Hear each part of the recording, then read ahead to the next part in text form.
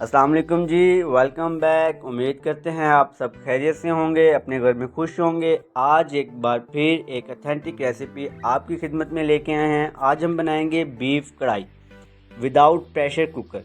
Pressure cooker के बगैर हम आज बनाएंगे बीफ कढ़ाई। बिल्कुल ऑथेंटिक रेसिपी आपके साथ शेयर करेंगे और बिल्कुल कम मसालों के साथ हम इसको तैयार करेंगे। तो जल्दी से स्टार्ट करते हैं अपनी वीडियो को। हम 1 किलो बीफ की ये कढ़ाई तैयार करेंगे। आप अपनी क्वांटिटी को कम ज़्यादा कर सकते हैं, उसके अकॉर्डिंग आप अपने स्पाइसेस को भी एडजस्ट कर सकते हैं। तो हमने नॉर्मल साइज़ की पीसीस करवा लिए हैं अपने गोश्त के।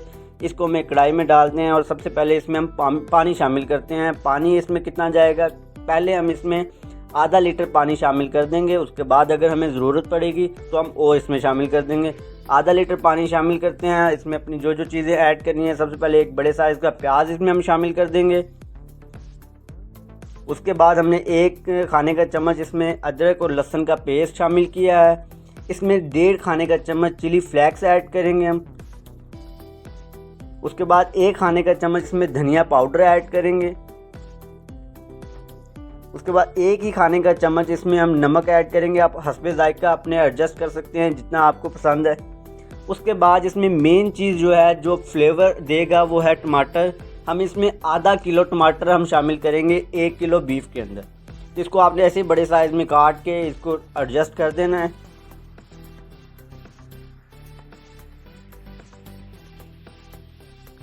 इसको सब चीज़ों को हम अच्छे से पहले मिक्स कर लेंगे। उसके बाद हम इसको कवर करके एक मीडियम टू हाई फ्लेम पे इसको रख देंगे। पहले हम इसको आधे घंटे के लिए रख देंगे। आधे घंटे के बाद चेक करेंगे कि हमारे गोश्त की क्या कंडीशन है। आधे घंटे के बाद हमारे गोश्त में अभी पानी भी है और ये अच्छे से गला भी नहीं है, तो हम इसको 20 से 25 मिनट के लिए दोबारा से हम इसको रख देंगे। पानी इसमें इनफ है, पानी और शामिल करने की ज़रूरत नहीं है। इसको दोबारा से कवर करते हैं और 20 से 25 मिनट के लिए हम इसको दोबारा से कवर करके रख देते हैं, ताकि हमारा मीट जो है वो बिल्कुल अच्छे से टेंडर हो जाए, बिल्कुल गल जाए। 50 मिनट कम से कम हमें लगे हैं। 50 मिनट के बाद हमारा मीट जो है वो अच्छे से टेंडर हो चुका है। अब हम इसे कवर हटा देंगे और इसको पानी खुश्क करेंगे इसका हाई फ्लेम पे।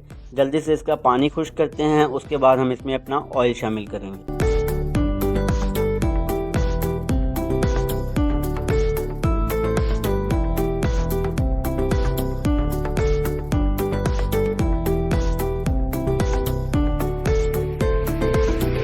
ऑलमोस्ट हमारा पानी सारा खुश्क हो चुका है। तो इस पॉइंट पे हम इसमें 150 ग्राम घी शामिल करेंगे। घी या ऑयल जो भी आप डालना चाहें इसमें आप डाल सकते हैं, 150 ग्राम। बाकी अगर आप ज़्यादा ऑयल चाहते हैं तो आप ज़्यादा डाल सकते हैं। अगर आप ऑयल कम पसंद करते हैं तो आप अपने हिसाब से एडजस्ट कर सकते हैं। मैं इसमें ऑथेंटिक रेसिपी में अगर बताऊँ तो 150 ग्राम मिनिमम इसमें हम घी शामिल करेंगे। तो इसको घी शामिल करते हैं और इसको अच्छे से भून लेते हैं।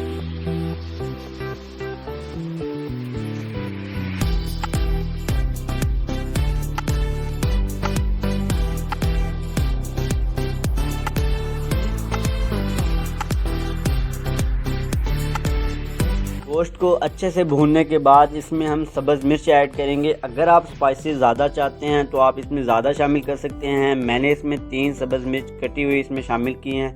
तो इसको अच्छे से मिक्स करते हैं दोबारा से।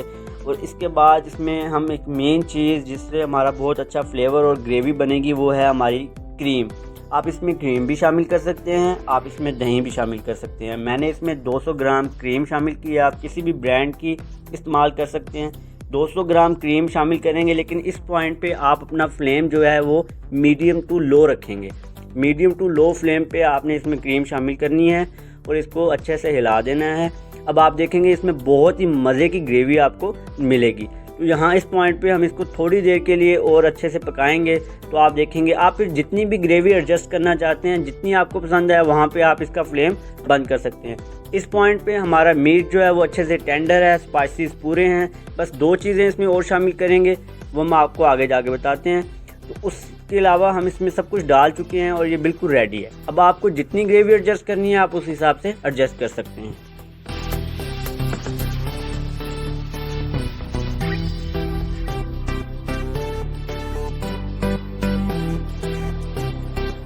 इस पॉइंट पे हम इसमें आधा टीस्पून गरम मसाला शामिल करेंगे। اور آدھا ہی اس میں ٹی سپون ہم بلیک پیپر مطلب کالی مرچ کا پاؤڈر اس میں شامل کریں گے۔ یہ بالکل اینڈ پہ شامل کرتے ہیں، اس کو جب ہماری بالکل کڑھائی تیار ہو جاتی ہے اس کو تب شامل کرتے ہیں، اس کو ہلاتے ہیں اور اس کے بعد فلیم اپنا بند کر دیتے ہیں۔ اس کو اگر ہم پہلے شامل کریں گے تو ہماری کڑھائی کا کلر جو ہے وہ کالا ہو جائے گا، بلیک ہو جائے گا، گرم مسالہ اور بلیک پیپر سے یہ کڑھائی اچھی نہیں بنتی، تو اس کو ہم اینڈ پہ ڈالتے ہیں۔ اب ہماری کڑھائی بالکل ریڈی ہے، اس کو ہم گارنش کرتے ہیں۔ آپ دھنیا، لیمن، سبز مرچ جو بھی چیزیں ہوں اس سے اس کو آپ گارنش کر سکتے ہیں اور اپنے مہمانوں کے آگے پیش کر سکتے ہیں۔ آپ یہاں پہ دیکھ سکتے ہیں کہ اس کی بہت پیاری لک آئی ہے اور بہت ہی پیاری اسمیل آ رہی ہے۔ آپ اس کو گھر میں ضرور ٹرائی کیجئے گا، اپنا فیڈ بیک ضرور دیجئے گا۔ اگر آپ کو ہماری ویڈیو اچھی لگے تو ہماری ویڈیو کو لائک کر لیجئے، ہمارے چینل کو سبسکرائب کر لیجئے۔ انشاءاللہ آپ کے لیے نیکسٹ بھی بہت مزے کی ویڈیوز لے کے آئیں گے۔ تب تک کے لیے عثمان شاہد کو اجازت دیجیے، اپنا بہت سارا خیال رکھیے۔ اللہ حافظ۔